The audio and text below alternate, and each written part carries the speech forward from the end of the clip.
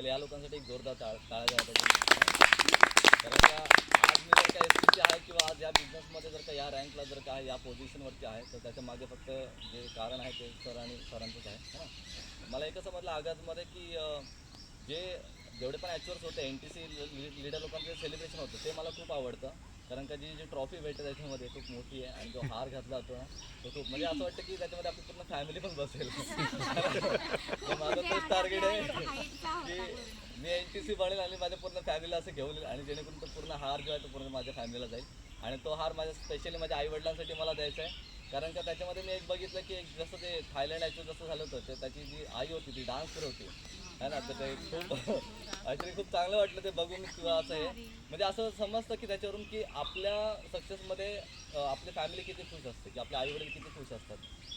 एकमेव असे आईवडील आहेत की जे निस्वार्थपणे बोलतात ना ते आपल्यावरती प्रेम करतात किंवा ते आपल्याबद्दल चांगला विचार करतात. तर मला असं वाटतं की आपण त्यांचा टार्गेट घेऊन किंवा त्यांच्या स्वप्नाला घेऊन काम करणं खूप गरजेचं आहे.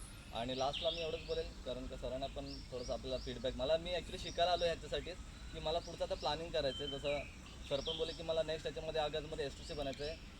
माझं टार्गेट आहे की मला तिकडे कमीत कमी 5 लोकांना तिथे DTC आणि अबो लोकांना घेऊन द्यायचं. 5 लोक जी माझ्या टीममधून असेल की त्यांना DTC अबो. कारण का मला या बिझनेसचा एक सिक्रेट समजलं आहे की जर का तुम्ही स्वतःसाठी काम कराल तर तुम्हाला थोडीशी कमी अचिव्हमेंट भेटते. पण ते जर का तुमच्या टीमसाठी काम कराल ना तर तुम्हाला जास्त अचिव्हमेंट भेटेल है ना.